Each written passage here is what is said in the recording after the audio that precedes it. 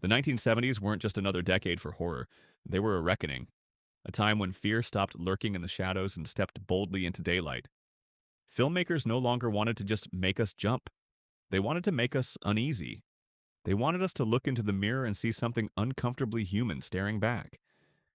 It was the decade when horror grew teeth, when stories became more psychological, more personal, and infinitely more dangerous. Horror became the perfect vessel, an outlet for everything we were too afraid to say out loud. So dim the lights, take a deep breath, and let's revisit the era that redefined what it means to be afraid. These are the haunting masterpieces that turned the 1970s into the golden age of horror.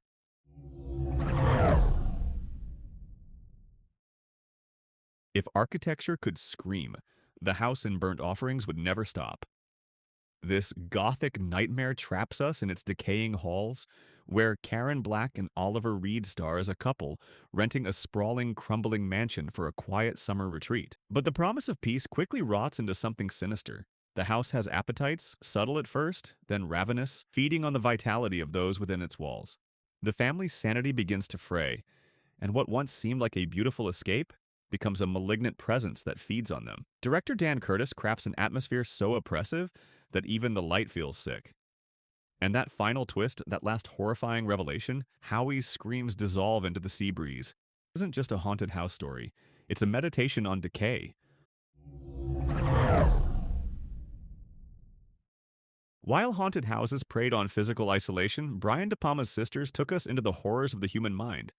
It's part mystery, part fever dream, drenched in blood and voyeurism. Margot Kidder delivers a chilling dual performance as conjoined twins, one seemingly kind, the other dangerously unstable. When a grisly murder erupts in their apartment, a journalist from across the hall becomes entangled in a labyrinth of deception, obsession, and madness. De Palma's direction is razor sharp. Split screens, mirrored perspectives, and psychological disorientation pull the audience into the story's fractured psyche. And Bernard Herrmann's piercing score, the same composer who once haunted Hitchcock's Psycho, drives every heartbeat of tension. Sisters is more than a thriller. It's a hall of mirrors, daring us to question what's real, what's imagined, and what monsters live behind our eyes.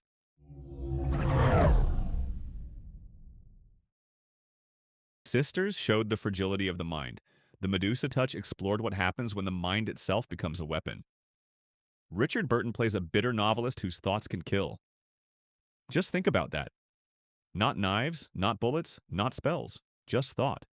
His fury manifests in catastrophe, collapsing buildings, fatal accidents, destruction on a biblical scale.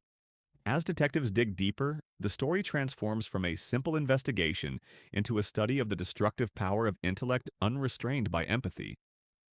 Burton's performance is magnetic, cold, precise, and terrifyingly calm. He doesn't need to shout. He just exists, and the world around him falls apart. The Medusa Touch marries the grandeur of disaster cinema with the intimate dread of psychological horror. It's a chilling reminder that the most dangerous weapon isn't forged in steel. It's born in thought.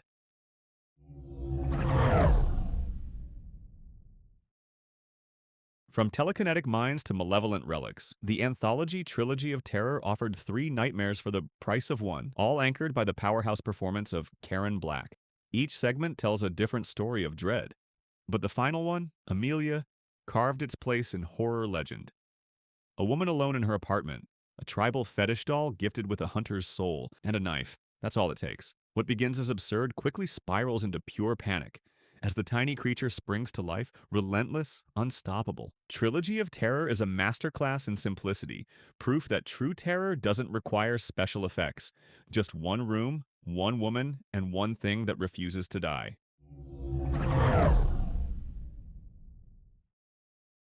Next came a film that blurred the line between science fiction and nightmare, Demon Seed. Julie Christie stars as Susan, a woman trapped inside her own high-tech home. A cage of blinking lights and artificial intelligence gone mad. Her digital warden Proteus has grown self-aware. What follows is a harrowing descent into captivity and violation as the machine begins to experiment on its creator's wife in pursuit of something horrifyingly human. The sterile glow of 1970s computer aesthetics contrasts violently with the biological horror at its core. Demon Seed feels prophetic, a warning from the past about a future we now live in. It's a story about control, creation, and the arrogance of thinking we can program morality into machines. The terror here isn't just what the AI does, and it's the realization that it learned it all from us.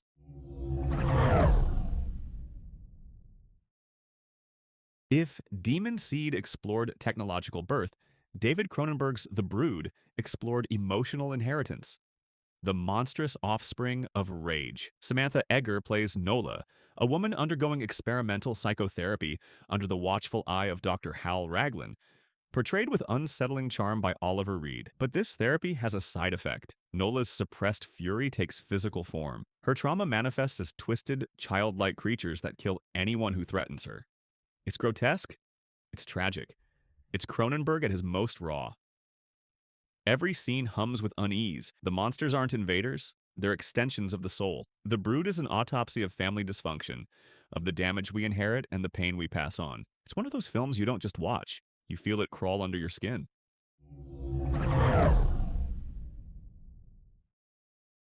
From familial horror, we spiral into paranoia with Blue Sunshine, a film that turns the psychedelic optimism of the 60s into a waking nightmare. A decade after a bad batch of LSD hit the counterculture, former users begin to unravel. Their sanity fractures. Their inner calm gives way to uncontrollable violence. At the center of the chaos is Zalman King, playing a man desperate to uncover the truth before society collapses into madness. Blue Sunshine is bizarre, disorienting, and impossible to shake off. Its message is as loud as its color palette.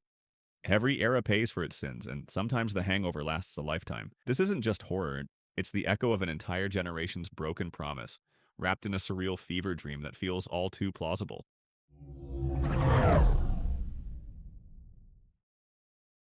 Then came Bug, and with it, the apocalypse on six legs. An earthquake cracks open the earth and out crawl cockroaches capable of starting fires. It sounds absurd, until it isn't. As the insects spread, igniting homes and consuming everything in their path, one scientist becomes obsessed with understanding them. But curiosity curdles into madness. He isolates them, experiments, even communicates with them, until his fascination burns hotter than their flames.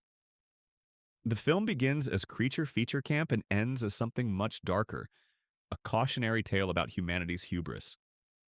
The true horror isn't the swarm, it's the mirror it holds up to our compulsion to control what we never should. If insects ruled the ground, spiders claimed the sky in Kingdom of the Spiders, a nightmare that made nature itself the antagonist. William Shatner leads a small desert town suddenly overrun by tarantulas. And here's the kicker. Those spiders are real. No CGI, no props, just thousands of live, crawling nightmares covering every inch of the screen. The story escalates from curiosity to chaos as humanity's illusion of dominance crumbles. Every scene feels uncomfortably tactile. You can almost feel them crawling. And that ending. No explosions, no easy victory. Kingdom of the Spiders isn't a fight for survival. It's an epitaph. A grim acknowledgement that when nature turns against us, there's nowhere left to run.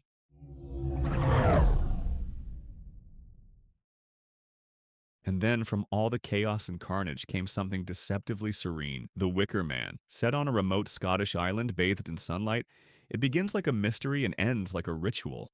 Edward Woodward plays Sergeant Howie, a devout Christian investigating the disappearance of a young girl, but the islanders don't share his faith. They worship the old gods, gods of earth and harvest, and their beliefs are as beautiful as they are horrifying. Under the charm of music and May Day festivals lies something darkly ancient. Christopher Lee, magnetic and enigmatic, leads the islanders with a calmness that's more frightening than fury. When the truth is finally revealed, it's not with gore, but with grandeur. The flames rise, the crowd sings, and few endings in horror are as perfect, as poetic, or as unforgettable as The Wicker Man. Together, these films defined an era. Decades later, their influence lingers in every whisper of modern horror, in every story that dares to ask, what if the real monster is us? So if you ever find yourself alone, lights low, watching one of these classics flicker on your screen, remember, the 1970s didn't invent fear. They understood it. Because in that decade, horror didn't just come from the dark.